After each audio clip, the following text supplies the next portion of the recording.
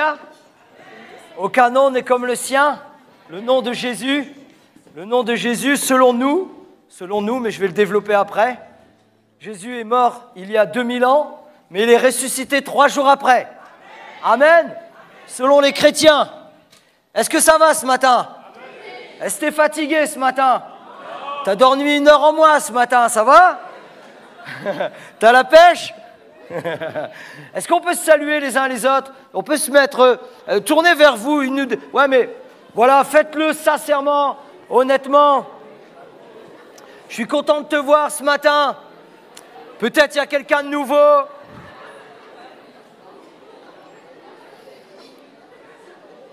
Alléluia. Très heureux.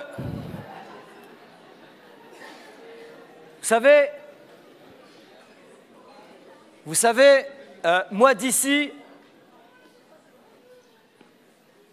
je vois tout. C'est vrai, hein? Quelqu'un un jour a dit, pour faire bouger des Français, c'est comme si que tu déménageais des gros meubles. C'est quelqu'un, je suis français, hein, c'est quelqu'un qui l'a dit.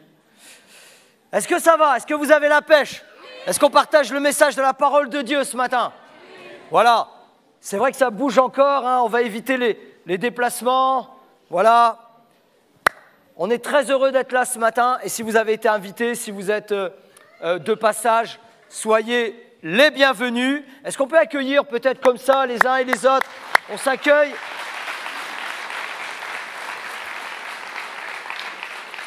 Je voudrais remercier ce matin les jeunes, les ados qui ont participé.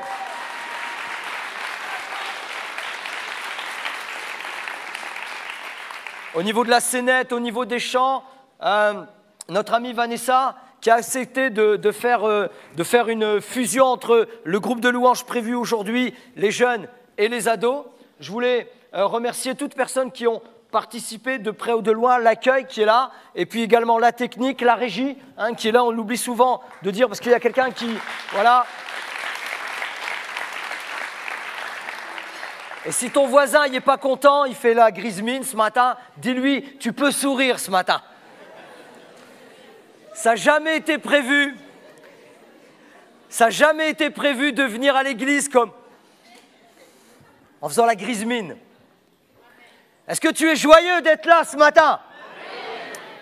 Vous savez pourquoi? Peut-être vous êtes là pour l'une des premières fois ou la première fois où vous êtes de passage, où on vous a invité et vous dites mais c'est vrai, ils sont vraiment bizarres.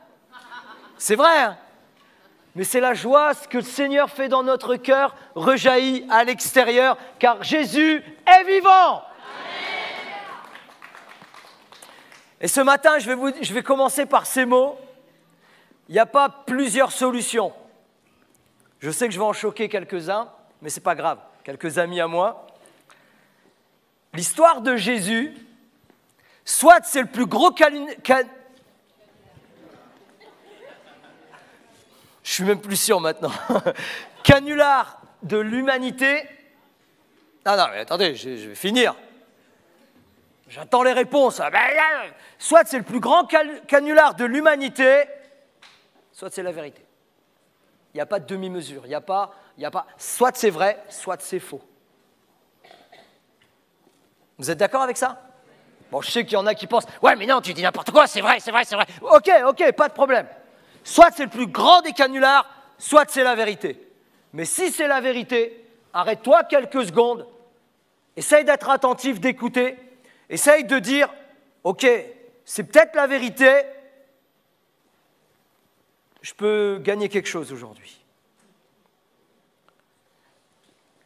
Je vais continuer par ceci. Tout ce que Jésus a dit est arrivé au iota près, ou est en train d'arriver. Et je vais prendre seulement un exemple ce matin. Tout ce que Jésus s'est accompli ou est en train de s'accomplir ou va s'accomplir. Matthieu 24, verset 1er, nous dit ceci. Comme Jésus s'en allait au sortir du temple, ses disciples s'approchèrent de lui pour lui en faire remarquer les constructions. Est-ce qu'on peut mettre on va finir le verset. Mais il leur dit, voyez-vous, tout cela, je vous le dis en vérité, il ne restera pas ici une pierre sur pierre qui ne soit renversée. On va mettre la diapo 1, ça va nous prendre quelques secondes. La diapo 1, c'est ni plus ni moins le temple de Jérusalem, quand approximativement, bien sûr, on n'est pas à une pierre près, vous comprenez. Là c'est le temple, les maisons autour, c'est Jérusalem, à l'époque de Jésus.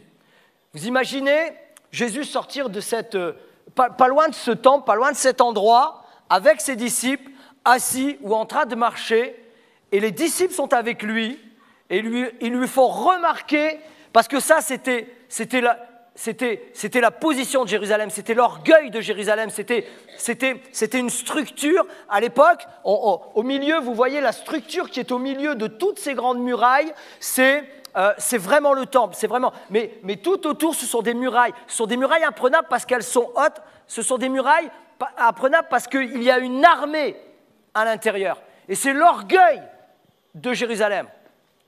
Et Jésus dit, eux, ils lui ont fort remarqué, t'as vu quand même, il y a de bonnes choses. Et Jésus dit ceci, mais il leur dit, voyez-vous, tout cela, je vous le dis en vérité, il ne restera pas pierre sur pierre que ce soit renversé. Vous savez ce qu'ils ont fait, les disciples?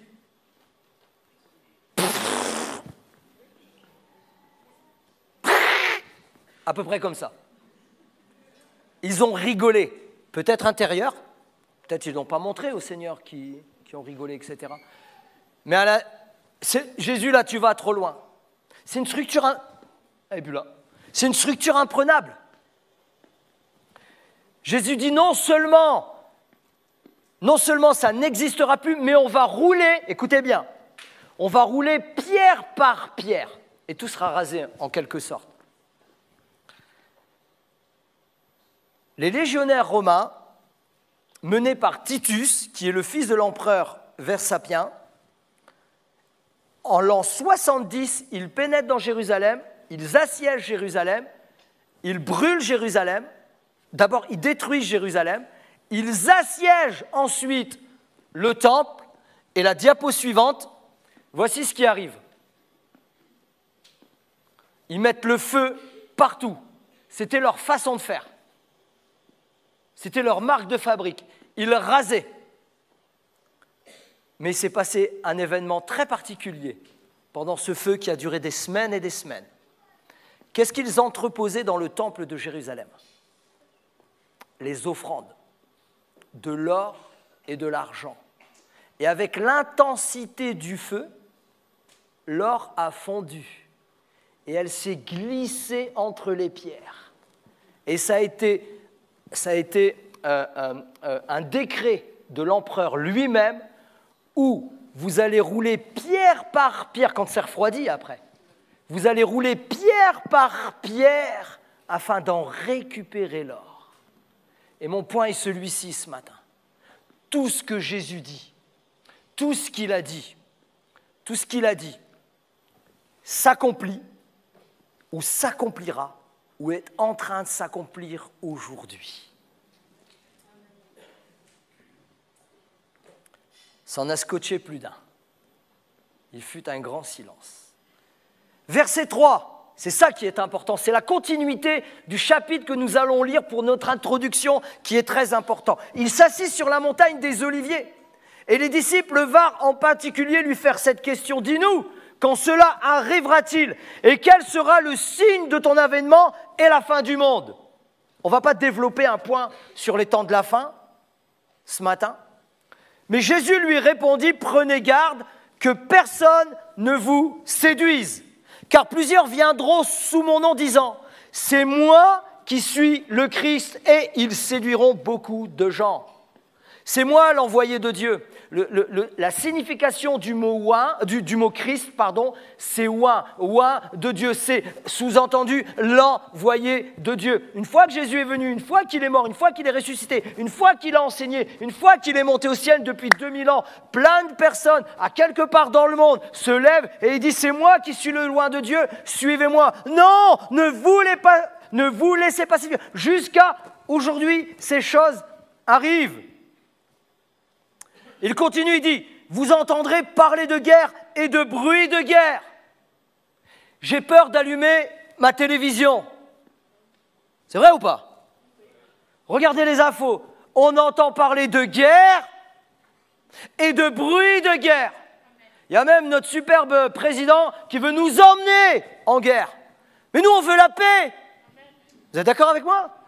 Vous voulez partir en guerre? Peut-être vous faites la guerre en ce moment avec moi, mais soyez bénis. Une nation s'élèvera contre une nation et un royaume contre un royaume, et il y aura en divers lieux des famines et des tremblements de terre. Des famines et des tremblements de terre. Vous savez que la famine n'a jamais atteint son apogée qu'en 2024. Parce que nous, on mange à satiété, on boit à satiété. Mais partout dans le monde, il y a une croissance au niveau de la famine. Et un jour, j'ai réfléchi dans ma petite tête. Vous savez quoi? Et j'ai cherché, après ma réflexion, j'ai cherché. Si toutes les terres qu'on cultive du coca pour faire de la cocaïne, hein, je ne sais plus le nom, pour faire de l'héroïne, voilà, ça, et les cannabis, si on éradiquait et on changeait, on faisait du blé, on éradique la famine. Vous voyez l'homme? Bref, je continue. Mais Jésus a dit ces choses. Donc le but, c'est quoi? Le but de dire cela ce matin, c'est soyons attentifs à qui est réellement Jésus. Et il dit, tout cela sera que le commencement des douleurs. Soyons attentifs pendant un instant ce matin. Sois attentif pendant un instant ce matin à ce que Jésus a dit. Jésus, un jour, dans une synagogue, la spécificité dans une synagogue à l'époque, on rentrait, il y avait quelqu'un de spécifique, de particulier, un invité, on lui donnait l'opportunité de dérouler le rouleau, on lui déroulait avant ce qu'on appelle le rouleau de la loi, le rouleau de la Torah, c'est-à-dire le rouleau de l'Ancien Testament, et Jésus lit ceci. Luc, chapitre 4, verset 18, verset 17. Et on lui remit le rouleau du prophète Ésaïe. Ayant déroulé, il trouva l'endroit où il était écrit « L'Esprit du Seigneur est sur moi, parce qu'il m'a oint pour annoncer une bonne nouvelle aux pauvres. Il m'a envoyé pour guérir ceux qui ont le cœur brisé. » Si ce matin tu as ton cœur brisé, Dieu va te le restaurer si tu le laisses faire. Pour proclamer aux captifs la délivrance. Si tu es captif de quoi que ce soit, ce matin, donne-lui ta captivité, donne-lui ton lien, donne-lui ta possession, donne-lui ce qui t'empêche de vivre et Dieu va te libérer, je le déclare ce matin. Et rendre la vue, et aux aveugles le recouvrement de la vue. Moi, je crois que Dieu peut même guérir la vue physique, c'est-à-dire quelqu'un qui est aveugle peut l'aider à recouvrir la vue, mais également qui puisse nous aider à recouvrir une vue dite spirituelle, que ce soit physique ou spirituelle. Pour renvoyer libre les opprimés, si tu es dans une forme d'oppression, ce matin, je déclare que tu peux repartir libre avec Jésus-Christ. Pour publier une année de grâce du Seigneur, je déclare ce matin que les annonces télévisées, des journaux télévisés, que les annonces sur Internet, que les annonces sont terribles. Où on va vivre une année 2024 terrible. Je parlais de famine, on parle de guerre, on parle de post-Covid, on parle de guerre à tel endroit. Mais moi, au nom du Seigneur, Jésus déclare une année de grâce pour toi, mon frère, ma sœur. Pour toi, mon ami, pour toi, qui que tu sois. Une année de grâce, une année de paix, une année de joie. Si tu rencontres le Seigneur et que tu l'acceptes comme Seigneur et comme Sauveur ce matin.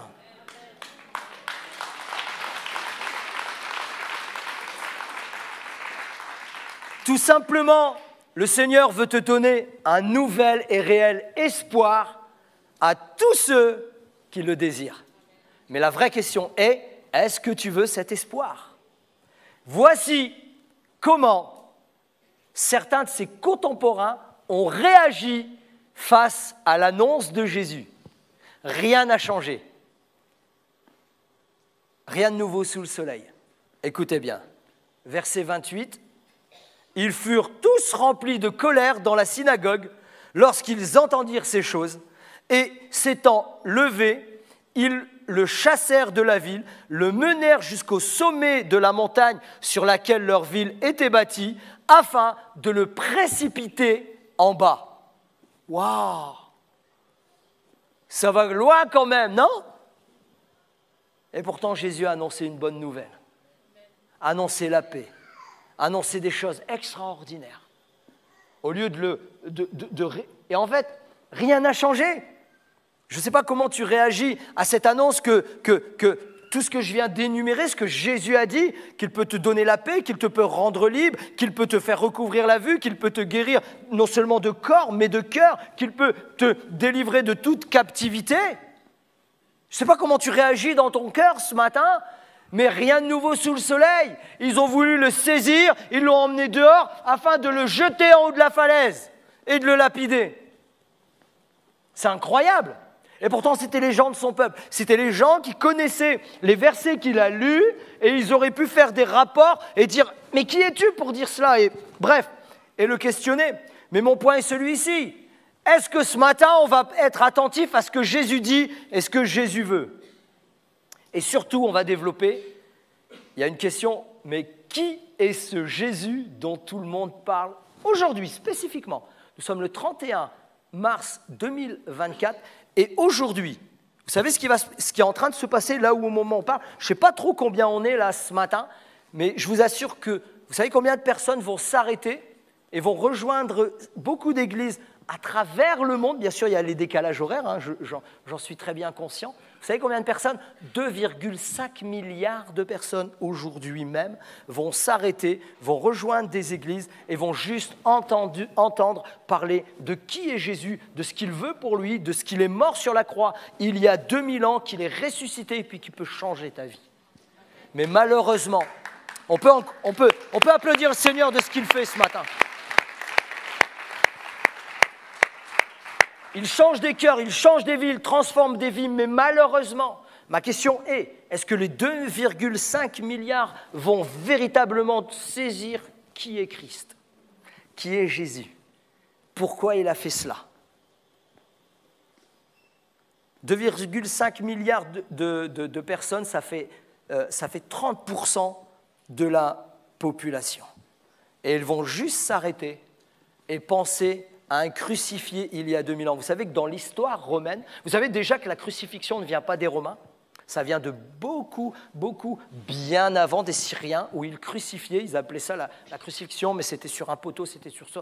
Là, j'aime bien la scène qu'ils ont fait, mais vous savez que la croix comme cela, la croix, il y a beaucoup, je vais peut-être, je vous aime, il y a beaucoup de personnes qui s'attachent à des croix, mais l'image de la croix telle qu'elle est, c'était pas comme ça. Je suis désolé, c'était pas comme ça. C'était pas du tout comme ça. La croix, c'était un T. Et je ne sais plus le nom, parce que bon, je l'avais étudié, mais voilà. Et c'est la barre horizontale que le futur crucifié portait sur le dos, qui faisait à peu près 70-80 kilos, approximativement, parce que c'était du chêne, parce que c'était assez large, etc. Donc vous voyez, mais peu importe, mon point n'est pas faire le focus ce matin sur la croix et la crucifixion. La croix est importante, mais adorons Jésus. Ouais, je sais que je viens d'en déstabiliser plusieurs. La croix est importante, mais celui que nous devons adorer, c'est Jésus-Christ le Seigneur et le Sauveur, car il est roi, car il est Seigneur, et il s'est fait agneau pour l'humanité. Alléluia! Il est ton espérance. Ce matin, c'est ça mon point. Il est ton espérance. Et la vérité, c'est qu'en 2024, le 31 mars 2024, nous avons besoin d'espérance en ces jours très troublés. Troublés par les actualités, mais peut-être troublés toi dans ton foyer, peut-être troublé dans ta vie, peut-être troublé par tes choix, peut-être troublé pour ton orientation, peut-être troublé pour ton avenir, peut-être troublé parce que tes enfants traversent telle ou telle chose. tu es troublé, je ne sais pas pourquoi, mais ce matin, le Seigneur Jésus, qui que tu sois, que tu viennes de loin, que tu crois, que tu ne crois pas, Dieu peut te donner la paix au-delà de toute circonstance, de toute pensée, de toute situation. On va développer 2 points. Jésus est le roi des cieux, il est Dieu, on va le démontrer. Jésus s'est fait agneau, agneau de Dieu pour amour pour l'humanité. Et pour amour pour toi, par amour pour toi. Qu'est-ce que c'est que l'espérance? L'espérance, c'est avoir confiance, c'est chercher un refuge, c'est attendre à quelque chose, s'attendre à quelque chose, espérer. L'espérance, c'est le propre de l'homme. Elle est une nécessité même psychologique, indispensable à sa vie et à son équilibre intérieur. Quand il y a des personnes qui ont des problèmes, quand il y a des personnes qui ont... Et des problèmes, ça arrive à tout le monde. On n'est pas épargné de problèmes, ce n'est pas ce que je veux dire. Mais quand les problèmes arrivent, c'est quoi ton espérance? Sur quoi tu t'appuies? L'espérance est un signe de l'incomplétude humaine. L'absence d'espérance équivaut à la mort. L'espérance console et bannit la crainte. Quelle est ton espérance ce matin? Jésus est le roi des cieux. Il est Dieu. Amen ou pas amen? Amen pour la plupart des gens. Mais peut-être il y a quelqu'un ce matin ou plusieurs personnes qui disent « Ouais, mais non, mais moi je ne crois pas. Je crois que Jésus a existé historiquement. Oui, effectivement, aujourd'hui tout nous le prouve, etc. etc. Mais est-ce que réellement il est Dieu, il est né il y a 2000 ans? Ce n'est pas possible. Il est né d'une femme, ce n'est pas possible. » On est d'accord avec ça? Mais on va y aller. Jean chapitre 8, verset 56 nous dit ceci. Abraham, c'est à un moment donné, on est dans un contexte où Jésus prêchait, Jésus annonçait. Jésus, vous savez, il ne mâchait pas ses mots. Hein. Jésus est amour. Amen. Jésus est amour. Hein. Mais la vérité, c'est qu'il venait ici, il prêcherait comme à l'époque, on lui jeterait des pierres peut-être. Jésus, il n'est pas plein d'amour. Jésus est amour. C'est lui la source de l'amour, car il est Dieu. Mais Jésus déstabilisait les consciences quand il annonçait l'Évangile. L'Évangile est une bonne nouvelle, mais il bousculait les consciences pour remettre dans le contexte de ce qu'eux vivaient, de ce que l'auditoire vivait, afin... Le but de Jésus, il n'y avait qu'un seul objectif. L'objectif de Jésus, c'était la crucifixion. Mais le but de Jésus, c'était de bousculer les consciences de chaque être humain afin qu'une seule chose arrive, que nous puissions vivre la repentance, le changement de mentalité, le changement de comportement, le changement d'être, le changement de façon d'être, etc. Et un jour, Jésus dit ceci dans Jean chapitre 8 au verset 56. Il discutait, il partageait, il l'enseignait. On est venu un peu le questionner, le titiller, mais il dit ceci. Et il dit ceci à pas n'importe qui, à des hommes qui connaissaient la Bible, à des hommes qui connaissaient l'Ancien Testament. Et il prend un exemple de leur patriarche. Et il dit ceci, verset 56. Abraham, votre père, a tressailli de joie de ce qu'il verrait un jour. Il l'a vu et il s'est réjoui. Il faut savoir que quand Jésus parle de cela, il parle d'une période d'il y a plus de 1500 ans avant. C'est important. Plus de 1500 ans avant. Les Juifs lui dirent, ils sont un peu titillés là, les Juifs lui dirent, tu n'as pas encore 50 ans et tu as vu Abraham? J'ai mis entre parenthèses, pour qui tu te prends? Jésus leur dit, il va plus loin, là, il va aller. Jésus leur dit, en vérité, je vous le dis, avant qu'Abraham fût, je suis. Oh, le je suis est intéressant, mais on va y arriver. Là-dessus, ils prirent des pierres, ils sont sympas les mecs, hein. Là-dessus, ils prirent des pierres pour les jeter contre lui, mais Jésus se cacha et il sortit du temple. Encore une fois, les gars sont sympas, ils veulent juste le lapider, le faire mourir, t'es mort. Pour qui tu te prends? Je suis. Waouh! Si Jésus, écoutez bien, si Jésus avait voulu tout simplement dire qu'il existait avant l'époque d'Abraham, il aurait dit, avant Abraham, j'étais. Mais les termes grecs traduits par soi pour Abraham et par suis pour Jésus sont tout à fait différents. Les mots choisis par Jésus, poussés par l'Esprit, expriment clairement que Abraham a été fait, a été construit, a été fabriqué, était né, voilà, a été conçu. C'est le bon terme. Alors, alléluia, alléluia, alors que Jésus existe de toute éternité, alléluia, c'est ça la vérité.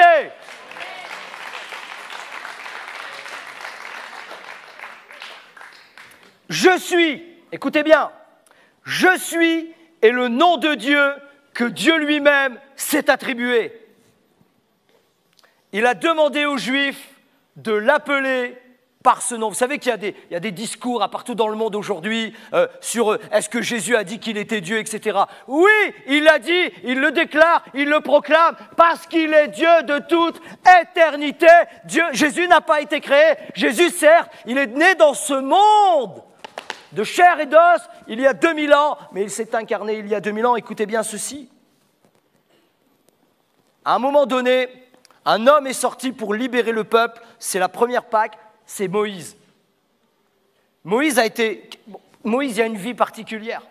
Élevé pendant 40 ans comme futur roi, on l'appelle le prince d'Égypte, comme futur roi d'Égypte, etc.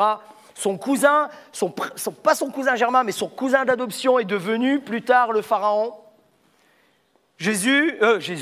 Moïse, lui, était né hébreu, mais élevé et reconnu fils adoptif par la fille du pharaon. Il a été enseigné, éduqué par les meilleures écoles de son époque.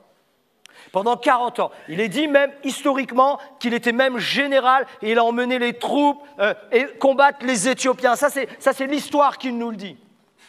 Et puis, appelé par Dieu pour faire certaines choses, il le fait par lui-même. Bref, par un concours de circonstances, il se trouve 40 ans dans le désert, en train de faire un boulot qui est une abomination pour les Égyptiens. Là, il est comme redescendu au plus bas pour une personne, pour un Égyptien, et surtout pour un pour un prince d'Égypte, encore pire.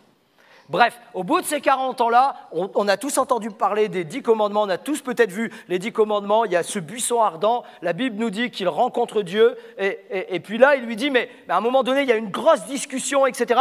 Il lui dit, mais il commence à être convaincu, là, Moïse, ouais, je vais y aller, mais vous savez, à l'époque, c'était du polythéisme, hein, on adorait toutes sortes d'affaires, toutes sortes de dieux. Mais quel Dieu vais-je leur annoncer? Mais quel Dieu vais-je leur annoncer? Et Dieu lui dit, tu annonceras le « je suis » qui était et qui sera toujours. Alléluia! Et c'est cette même expression que Jésus reprend. C'est cette même expression que Jésus reprend.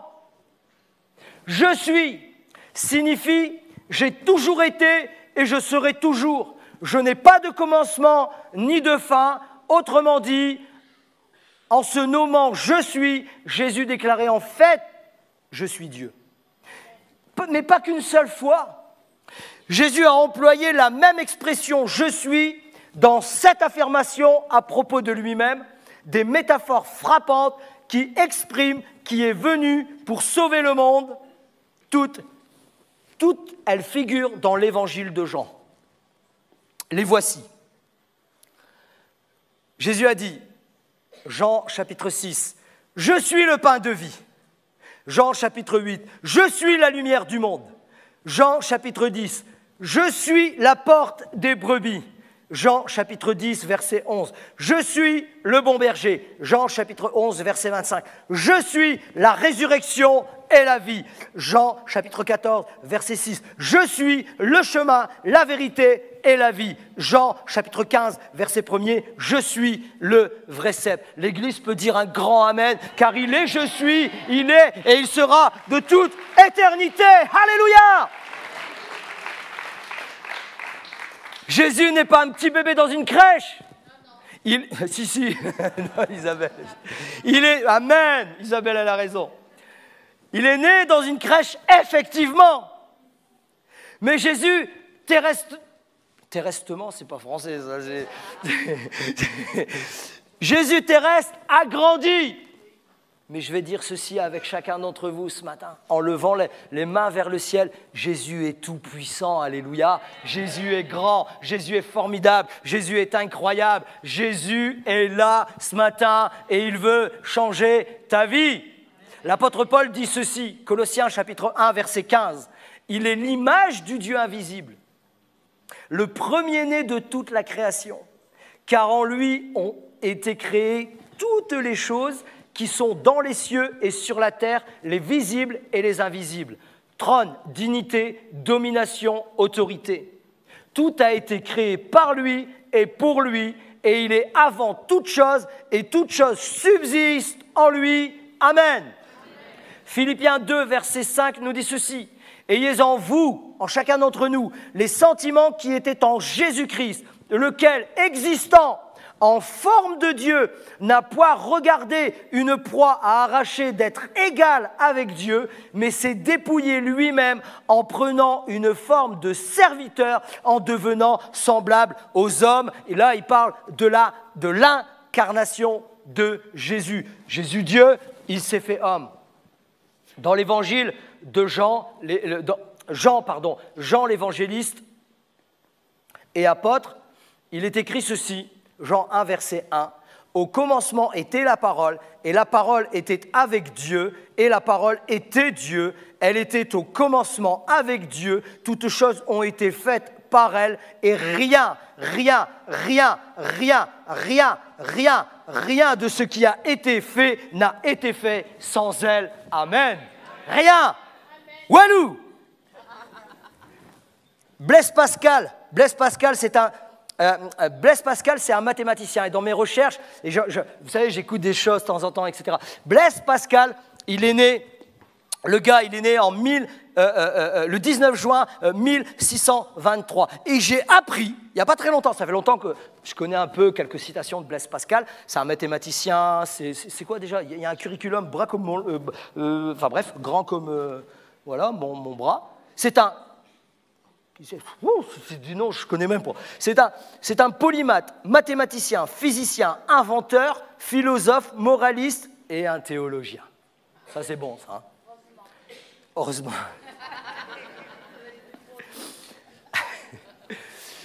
C'est du direct. En fait, il a inventé la première calculatrice. Et ça, je l'ai appris il n'y a pas longtemps. Bon, malheureusement, il a fait un flop au niveau de la commercialisation, mais c'était un gros machin, un gros appareil, mais c'est incroyable. Le gars, il est né en 1623, quoi. Mais bon, faites vos recherches. Mais il a dit ceci, Jésus-Christ est un Dieu dont on s'approche sans orgueil et sous lequel on s'abaisse sans désespoir.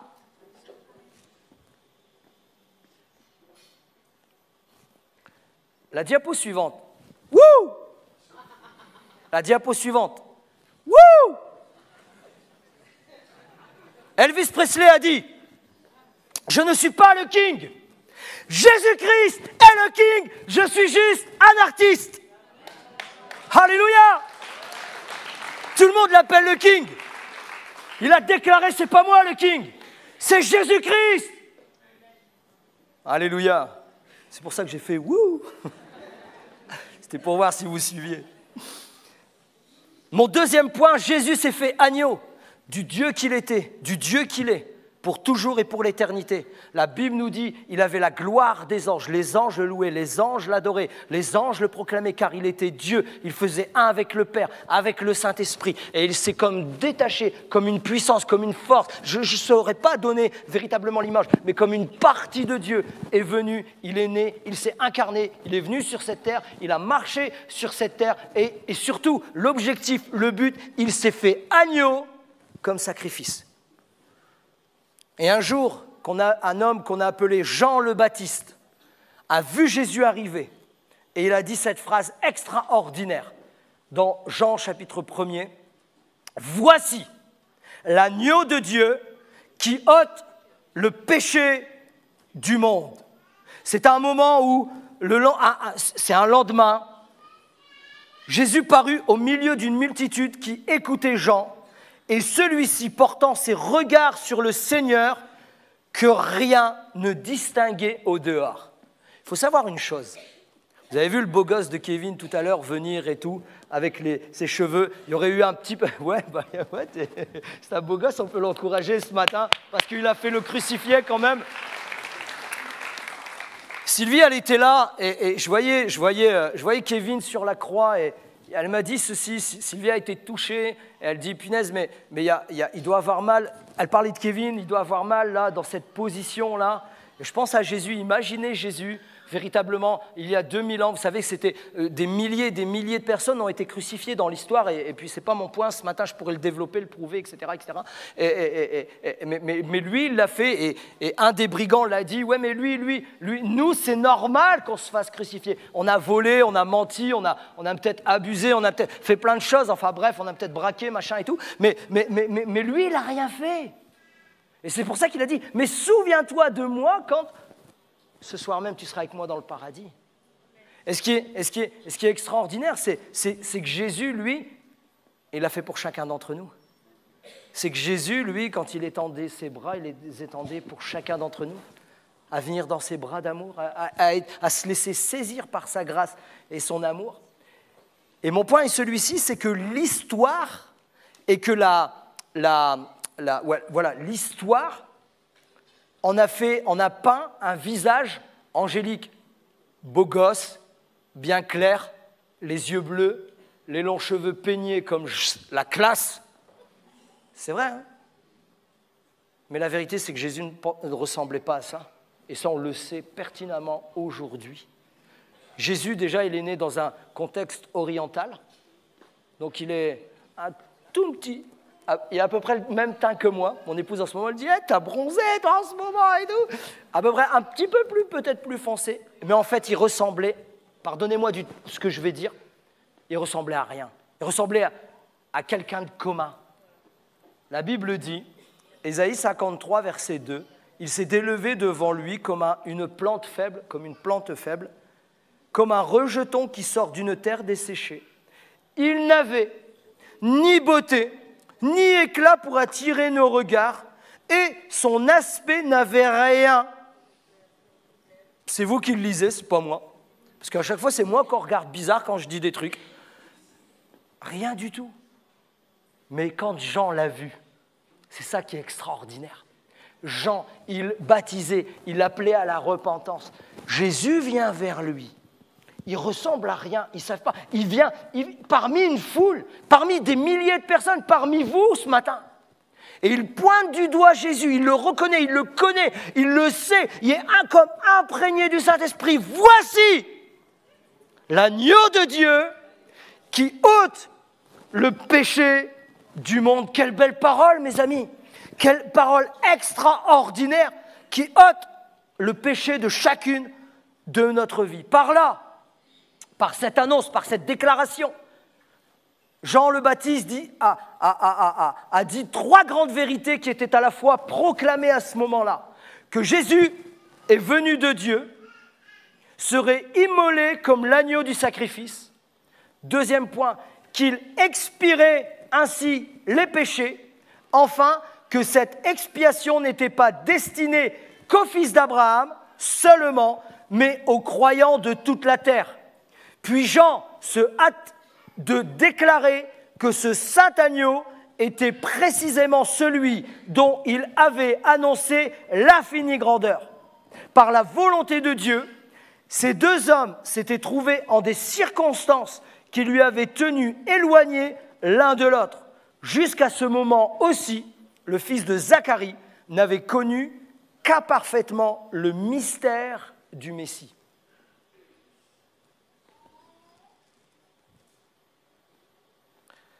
Mais depuis qu'il avait reçu le Saint-Esprit, il l'a vu, Jean-Baptiste, il l'a vu descendre le Saint-Esprit sur Jésus et demeurer sur lui. Il savait, par le témoignage même du Père, il a entendu sa voix, « Voici mon Fils bien-aimé, en qui j'ai mis toute mon affection. » Et il le savait depuis ce jour que c'est lui qui allait baptiser du feu, de l'Esprit et du feu, parce qu'il est Dieu. Il l'a reconnu comme Dieu à ce moment-là. Ésaïe 53, je vais le relire, mais dans son entièreté, presque. Je vais vous lire le texte, et vous allez essayer de... Je vais lire le texte. Ésaïe 53, verset 1er. « Qui a cru à ce qu'il nous était annoncé ? Qui a reconnu le bras de l'Éternel ? Il s'est élevé devant lui comme une faible plante, comme un rejeton qui sort d'une terre desséchée. Il n'avait ni beauté ni éclat pour attirer nos regards. Et son aspect n'avait rien pour nous plaire. Ça, on l'a lu. Mais ce n'est pas tout. Méprisé et abandonné des hommes. Homme de douleur et habitué à la souffrance, semblable à celui dont on détourne le visage. Nous l'avons dédaigné. Nous n'avons fait de lui aucun cas. Cependant, ce sont nos souffrances qu'il a portées. C'est de nos douleurs qu'il s'est chargé. Et nous l'avons considéré comme puni, frappé de Dieu et humilié. Mais il était blessé pour nos péchés, brisé pour nos iniquités. Le châtiment qui nous donne la paix est tombé sur lui. Et c'est par ses meurtrissures que nous sommes guéris. Nous étions tous errants comme des brebis. Chacun suivait sa propre voie. Et l'Éternel a fait retomber sur lui l'iniquité de nous tous. Il a été maltraité et opprimé. Il n'a point ouvert la bouche. Semblable à un agneau qu'on mène à la boucherie, à une brebis muette devant ceux qui l'attendent, il n'a point ouvert la bouche. Amen. Et que nous connaissons ou que nous ne connaissons pas, nous disons tout de suite, oui, mais ça reflète, ça a un rapport avec ce crucifié, ça a un rapport avec Jésus qui a été crucifié. Oui, mais c'est facile de tordre les Écritures, d'avoir une histoire et de l'écrire après. Non, parce que ce texte que je viens de lire, il a été écrit 700 ans avant l'arrivée de Jésus, avant la naissance de Jésus, avant l'incarnation du Dieu vivant et tout-puissant. Oui, mais les textes peut-être manipulés, les textes anciens peut-être je ne sais quoi. Je vais vous parler ce matin, à toi peut-être qui est venu de loin ou je ne sais pas. Va sur Internet, grotte de Qumran, tu écris. À Qumran, ils ont retrouvé des écrits de l'Ancien Testament qui datent à peu près un siècle et demi avant Jésus-Christ. Et ils ont retrouvé les écrits presque intacts de tout l'Ancien Testament et qui nous prouvent par le Carbone 14 que la parole de Dieu, je vais vite avec ça, mais allez vérifier par vous-même, que la parole de Dieu est vraie, que la Bible est vraie, que les écrits sont vrais, que cet écrit-là a été écrit 700 ans avant l'arrivée de Jésus. Ce que Dieu dit, ça arrive. Et Dieu dit que Jésus s'est incarné, qu'il est Dieu. Oui, Seigneur, tu es Dieu, tu es tout-puissant, tu es au-dessus de tout, tu es né sur cette terre et tu t'es donné et tu t'es sacrifié et tu es mort et tu es ressuscité. Alléluia. Jean 3 nous dit ceci. Car Dieu a tant aimé le monde qu'il a donné son Fils unique, afin que quiconque croit en lui ne périsse point, mais qu'il ait la vie éternelle. Dieu, en effet, n'a pas envoyé son Fils dans le monde pour qu'il te juge, mon ami, mais tout simplement pour que le monde soit sauvé par lui. Deux citations avant de terminer. Un homme de Dieu incroyable a dit ceci, qui s'appelle Billy Graham. Dieu a prouvé son amour sur la croix quand Christ a été suspendu, a saigné et est mort. C'était Dieu disant au monde, je t'aime. La croix nous montre la gravité de notre péché, mais elle nous montre aussi l'amour incommensurable de Dieu pour ta vie. Avant-dernière citation, avant-dernière citation. Non seulement nous ne connaissons Dieu que par Jésus-Christ, mais nous nous connaissons nous-mêmes que par Jésus-Christ et nous ne connaissons la vie et la mort que par Jésus-Christ. Car Jésus est la source de toutes choses. Alors ce matin, tout simplement, je t'invite ce matin à ouvrir ton cœur au Seigneur. Qui que tu sois là pour l'une des premières fois, ou que tu sois là depuis tant d'années et que tu t'es éloigné de Dieu pour diverses circonstances. Vous savez que beaucoup de personnes résistent à Dieu, et peut-être ce matin tu es parmi ceux-là. Je te lance un défi ce matin. Je te lance un défi. Donne une chance à Dieu de faire la différence dans ta vie. Vous savez qu'il est beaucoup plus facile à dire « Dieu n'existe pas » qu'à prouver qu'il n'existe pas. Tout nous prouve que Dieu est créateur des cieux et de la terre. Un homme connu et reconnu pour ce qu'il était dans sa génération, Louis Pasteur a dit « Un peu de science nous éloigne de Dieu, mais beaucoup de science nous rapproche de Dieu. » Ce matin, on va voir un témoignage, un double témoignage, parce que moi je crois, enfin je ne sais pas que je le crois, Dieu change des vies. Dieu a changé des vies, Jésus a changé des vies. Jésus m'a changé, transformé, et il me transforme encore. Et ma femme dit Amen à ce moment-là. J'en ai besoin, elle en a besoin.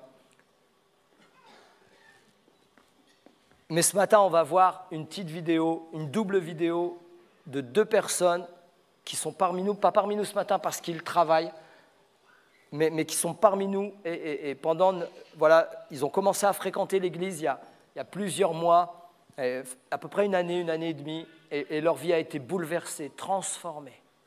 Et ce matin, laisse une chance à Dieu, réfléchis, et dis Seigneur, je veux te laisser la chance de me transformer.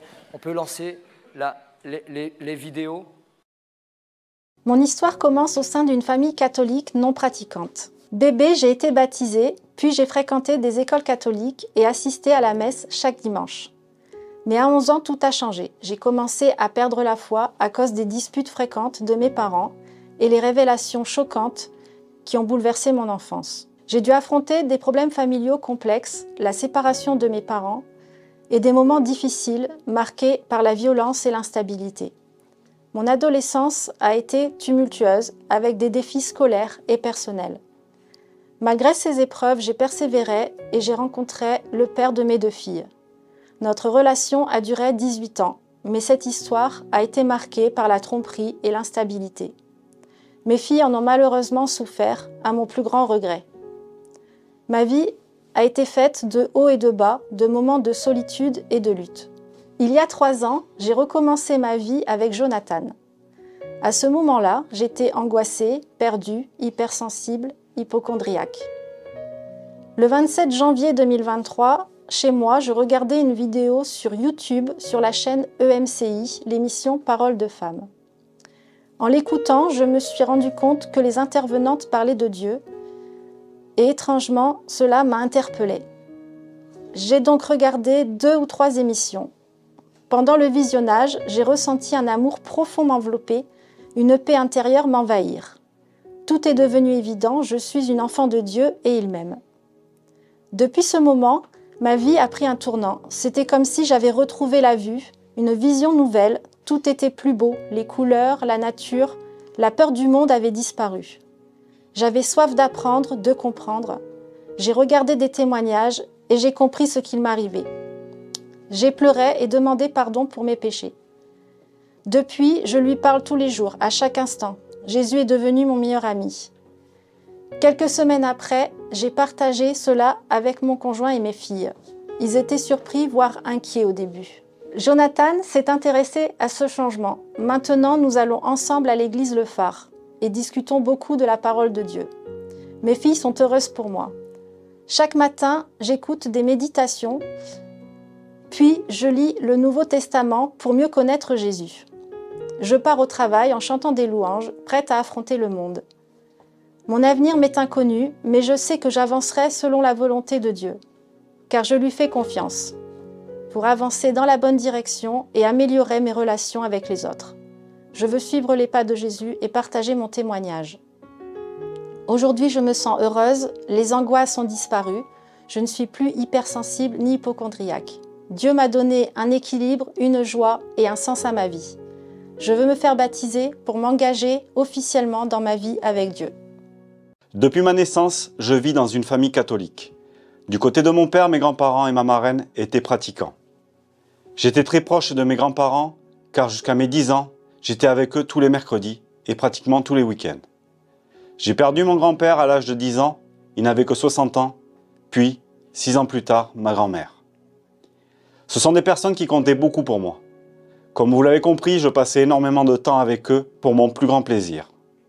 Et à l'âge de 30 ans, j'ai perdu mon père, 53 ans. À ce moment-là, dans mon boulot, gendarme, et dans la vie, je suis devenu assez violent. Je répondais aux provocations avec la violence verbale ou même physique, quelquefois les deux en même temps. La mort de mon père, si brutale et devant mes yeux, m'a fait m'éloigner de Dieu. Un jour, ma femme a rencontré le Seigneur. Il a touché son cœur. J'ai remarqué son changement de comportement, en bien bien sûr. Elle m'a partagé sa joie. J'ai décidé à mon tour de réouvrir mon cœur à Jésus afin qu'il pénètre dans mon cœur et qu'il me guide dans mes actions et mes pensées. J'ai donc réouvert mon cœur à Dieu et je me rends compte que grâce à lui, Amen, dans mon boulot, je reste calme et mes collègues voient le changement. En ce qui concerne la violence physique, je ne pense plus à agir avec les actes, mais plutôt à demander à Jésus en priant la bonne façon de faire et d'agir. Grâce à lui, j'agis de manière plus posée, sans énervement. Je retrouve une joie de vivre que j'avais perdue à la mort de mon père. J'ai retrouvé ma foi en Dieu et cela fait du bien de voir ce changement en moi. J'ai enfin compris sa manière de me parler. Le fait de venir à l'église Le Phare, grâce à nos deux pasteurs, Olivier et Laurent, je comprends de mieux en mieux les chapitres et les versets de la Bible. Grâce à leur bienveillance et au bien-être que je ressens quand j'arrive dans l'église et quand j'en ressors, je suis joyeux et léger pour la semaine. C'est la raison pour laquelle je souhaite venir le plus possible au culte et aux réunions afin d'apprendre encore plus et ensuite apporter mon témoignage. Je souhaite me faire baptiser pour être encore plus proche de Dieu et qu'il me donne les outils pour que je témoigne de mon renouveau à ceux qui en ont besoin. Et seul Dieu sait que dans mon boulot, des personnes en ont besoin. Je suis en âge de savoir que c'est maintenant que je souhaite me faire baptiser, car j'ai été baptisé à l'âge de 5 mois, sans être conscient de ce que c'était le baptême. Mais maintenant, je connais la vraie raison du baptême et il me tarde de l'être.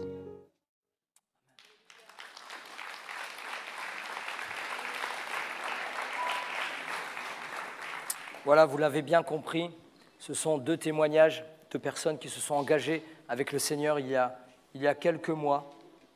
Pourquoi prendre ces deux témoignages? Parce que c'est deux horizons différents, c'est deux vies différentes, c'est deux histoires différentes qui se sont rejoints à un moment donné.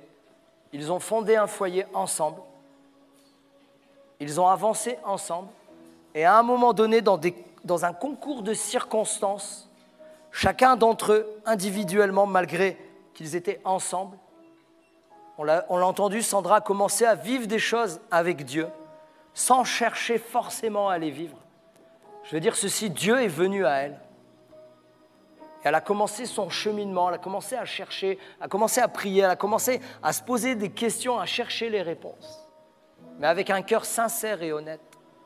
Jonathan, comme ça, il se rendait compte et tout, et il voyait un peu des changements, etc. C'était tellement authentique qu'il a cherché le pourquoi du comment. Et il a trouvé. Et lui, tous les deux, et je me souviens encore les voir arriver ici au culte, discuter avec nous, partager. Ils se sont laissés submerger par l'amour de Dieu. Et Dieu a transformé leur vie. Dieu a transformé leur foyer.